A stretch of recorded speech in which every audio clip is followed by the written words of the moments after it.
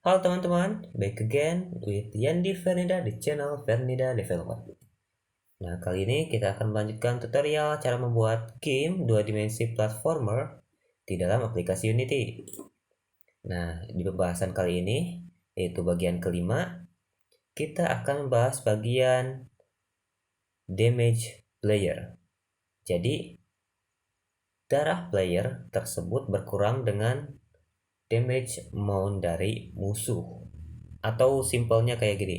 Jadi si player itu ketika terkena musuh, maka darah si player berkurang. Seperti itu. Nah, kita akan membahas bagian itu. Nah guys, seperti ini contohnya kalian bisa lihat. Nah guys, kalian bisa lihat ketika si player terkena musuh, maka si player terpental. Nah, terlihat kan? Si player terpental dan nyawa atau darah dari si player berkurang. Nah, kan di dalam player itu ada script karakter ya. Nah, di dalam script karakter terdapat dua variabel. Nah, variabel yang pertama max HP dan juga yang kedua current HP. Nah, ini adalah current HP ini adalah darah si player. Nah, kan tadi asalnya 100 ya. Darah si playernya. Kemudian si playernya terkena musuh, maka darah si player berkurang. Nah, ini berkurangnya 5, guys. Jumlahnya nih 5, kalian bisa lihat. Nah, kita ulangi lagi. Tuh. Ketika terkena musuh, maka darah si player berkurang atau yang disebut current HP player berkurang 5. Nah guys, seperti itu contohnya. Kita akan mulai ke bagian codingannya, oke. Nah, kita akan buka bagian codingan enemy. Nah, di dalam codingan enemy, saya menambahkan variabel damage amount. Untuk apa damage amount ini? Ini adalah untuk jumlah darah si player berkurang ketika mengenai musuh ini. Nah, kalian tinggal tentukan jumlahnya, mau darah si player itu berkurangnya berapa gitu. Oke, kemudian nah ini adalah ada private void on collision stay. Nah, ini adalah fungsi ketika si player terkena musuh, maka fungsi ini berfungsi atau aktif gitu. Jadi ini other transform compare tag player jika objek yang terkena oleh si musuh mempunyai tag player, maka fungsi yang di bawahnya ini aktif atau berfungsi, oke. Nah, kemudian ini fungsi yang di dalamnya yaitu ch. Nah, script karakter ini diambil dari objek other atau objek yang mempunyai tag player. Kita ambil script karakternya, kemudian sama juga ini yang movement kita ambil dari script yang mempunyai tag player. Dari objek yang mempunyai tag player. Nah, ini kita bahas nanti ya satu-satu. Nah, di sini ada dua metode guys. Nah, metode yang pertama ini dipanggil dari karakter. Nah, kita buka dulu karakternya guys. Nah, di dalam karakter ini terdapat metode get damage, float damage amount, kemudian current HP dikurangi oleh damage amount. Nah, dari mana ini float damage amount? Nah, ini damage amount dari si variabel enemy. Nah, ketika dipanggil kita isi damage amount-nya oleh variabel yang dari si musuh, oke. Nah, ini metode fungsi ini adalah untuk mengurangi darah si player. Nah, di sini kan ada keterangannya player get damage atau terkena damage dengan damage amount, dengan jumlah damage amount. Oke. Ini nanti kita bahas di akhir aja. Nah, ini kemudian ada current HP sama dengan max HP. Nah, ini ketika gamenya mulai, maka darah si player itu jumlahnya sesuai dengan max HP. Seperti itu guys. Nah, kemudian yang kedua di sini ada MV. Nah, di dalam MV terdapat metode getBounce transform. Nah, untuk apa metode ini? Kita lihat di bagian movement. Nah, di bagian movement di sini terdapat metode getBounce transform dir. Nah, ini untuk apa transform dir? Ini untuk menentukan arah terpentalnya player. Jadi, ketika si musuh berada di kanan, maka player tersebut terpental ke arah kiri dan sebaliknya. Nah, ditentukan arah tersebut, arah terpentalnya si player tersebut ditentukan oleh codingan ini nih. Ketika musuh berada di kiri, maka si player terpental ke arah kanan dan sebaliknya.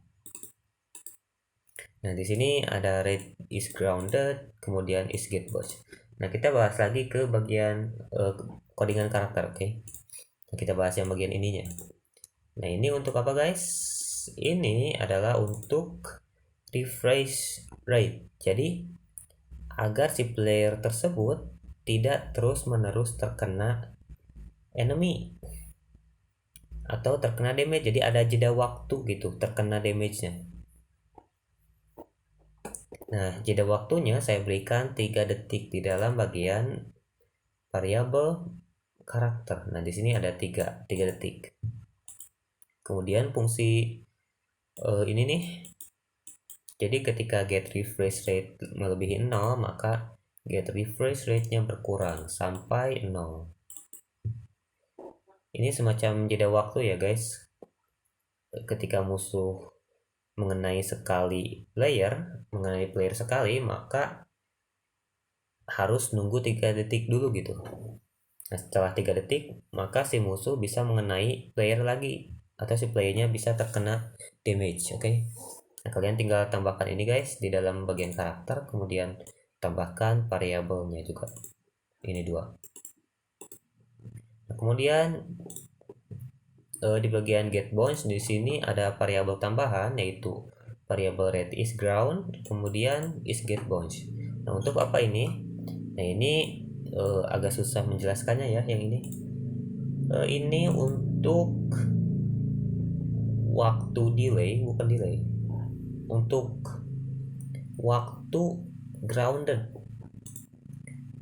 Jadi si variabel ini sebenarnya untuk agar si is grounded ini bisa true gitu. Karena nah di sini nih, jika is grounded, rate is grounded 0, maka si is getBounce-nya ini false. Jadi ketika mengenai tanah, si is getBounce false. Oleh karena itu, saya tambahkan ini nih, agar si is getBounce-nya tidak secara langsung false lagi gitu. Agak susah sih menjelaskannya ini. Pokoknya kalian ikuti aja lah ini codingannya. Kalian tinggal tambahkan 2 variabel ini. Kemudian ini codingan tambahan juga yang ini nih. Dan ini, oke. Oke, mungkin seperti itu, guys. Penjelasannya ini yang pertama mungkin yang ditambahkan itu ada di dalam enemy, yaitu variabel damage immune, kemudian collider collision state judi. Nah, ini jangan collision enter ya. Kalau collision enter, ketika si player tidak bergerak dan mengenai musuh, maka fungsi ini tidak akan berfungsi, guys. Kalau ininya collision enter to the bukan berfungsi, maksudnya tidak berfungsi 2 kali gitu. Ketika sudah mengenai si player, maka ini tidak akan berfungsi lagi, guys, kecuali si playernya gerak gitu. Tetapi ketika terdiam si playernya, maka si fungsi ini tidak akan berfungsi ketika ininya collision enter to the. Jadi ini saya menggunakan collision stay agar si player ketika tidak bergerak juga akan terkena damage si musuh. Nah, kemudian, guys, yang ditambahkan itu ada di dalam karakter. Nah, kedua variabel ini kita tambahkan, kemudian codingan ini nih. Ini fungsinya untuk jeda waktu si player terkena damage. Kemudian ini nih. Ini untuk mengurangi darah si player, fungsi darah si player. Nah, Kemudian yang terakhir ini ada di dalam movement, kita tambahkan metode seperti ini. Kalian penonton tinggal ketik ini, kemudian variabel ini 2. Oke. Kita coba lagi ya. Nah, guys, kita coba lagi. Si player terpental. Tuh, jadi ada jeda waktu segitu si player terpentalnya. Oke, mungkin seperti itu guys penjelasan dari saya, dan semoga video ini bisa diikuti dengan mudah dan semoga bermanfaat. Dan jangan lupa subscribe, like, and share, oke? Dan bye bye, see you in the next video.